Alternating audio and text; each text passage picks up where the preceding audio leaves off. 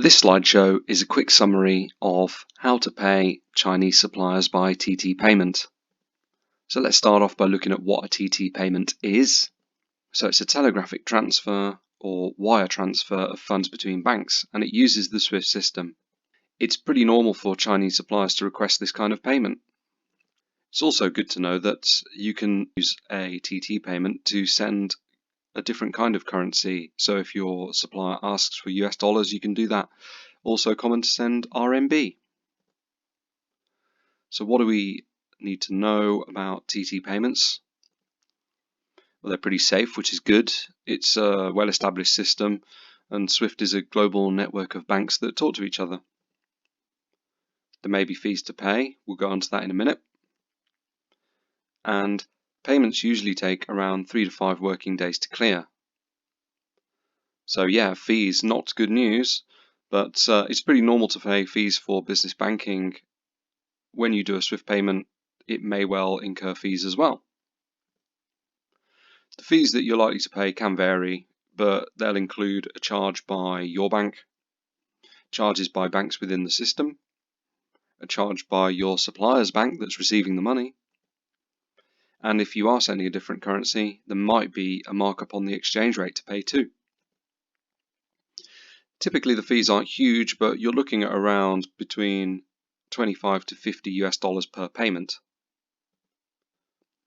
So now we know what a TT payment is. How do you actually make one? Well, luckily these days most banks allow you to make them online. There'll be an online form and you need to fill it in with the exact information that they're requesting.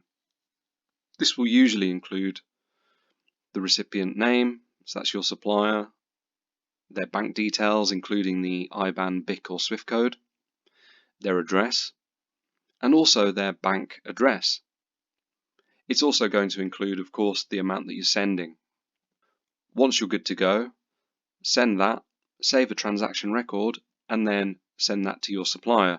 Then they'll know that their payment is on the way and they will be happy to start production and nothing will be held up. A couple of other points. Be careful to double check for typos because if there are any, the payment will be held up.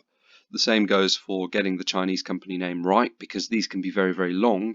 So make sure that they're written in full and in English. If you need to go on another line, you should be able to do that. Perhaps seeing a TT payment get filled out will be helpful. So if you want to look at an example, you can use this link and go watch that on YouTube. So if you're ready to make payments, you might also be wondering about payment terms. As an importer, the more you can pay after the shipment, the more favorable and secure that payment term is to you. Some big buyers might pay by letter of credit, or they might pay 100% in arrears. Of course, small and medium enterprises might not be able to get such favorable terms from their suppliers. We've written another post about payment terms. You can follow this link and also go check that out. A very typical payment term looks something like this. There's a 30-70 split where you pay a 30% deposit and then 70% final payment after the goods have passed a QC inspection. Usually what's going to happen is once you're content that your supplier knows what they're doing and is able to actually produce your goods, then you send them the 30% deposit before they start production. They'll buy what they need and get everything sorted for production and then start actually doing your mass production run. It's a good idea to do a QC inspection, and then once you've actually got your QC inspection report back and everything's fine, then you send the remaining balance payment before your goods get shipped. Finally, the supplier will send your goods and then also give you the documents like the bill of lading by express courier. But there is a better term that you might try to negotiate. It's very similar, and that looks a little bit like this. Again, it's a 30-70 split, but on this occasion, it's a little bit more secure for importers because you don't make the final payment until your goods have actually been shipped. At the end of the process, once you're happy that quality is okay, the supplier will release the goods, and then once the goods are on the ship, the supplier will be given the bill of lading. They send you a copy of this, and if everything's okay with that, you make the final 70% balance payment. By this point, your goods are on the ship, on their way to you. Once your supplier receives the payment, they send you the original bill of lading that you need to take possession of your goods by express courier. Everybody's happy because you know your goods are on the way before you make the final payment, and your supplier knows that they can withhold the bill of lading if you don't pay them. So how do we negotiate better payment terms? Well, usually there are 3 scenarios that will allow you to negotiate better terms. So the first one is if your company is well established and famous. In this case, your supplier will see you as less of a risk, and they'll want to work with a famous client.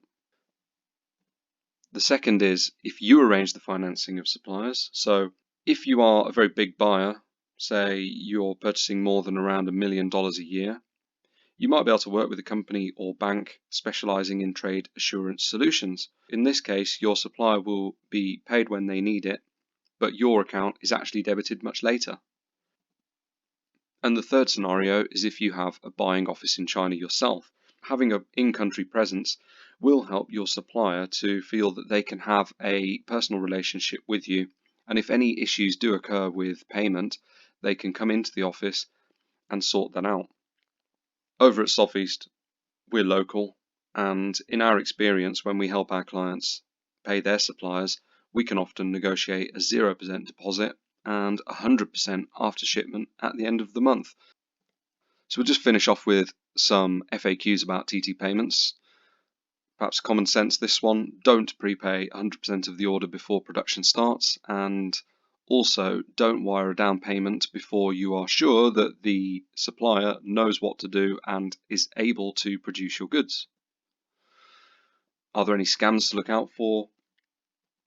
Yeah, there can be. So some scanners can send fake invoices which look exactly like invoices you've got from your client, but they've perhaps got different bank details. It's really important to very carefully check any new documentation against real information that you know to be true before you wire any payments. Can a supplier receive a lower amount than is actually wired? Yes, because in this case, probably the transfer fees got deducted from the final payment.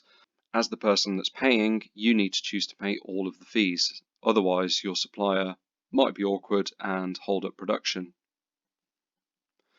A few more FAQs here. So if your supplier asks you to wire a payment to their personal account, is this okay? In general, you should be demanding an invoice from your supplier's company and then paying that company.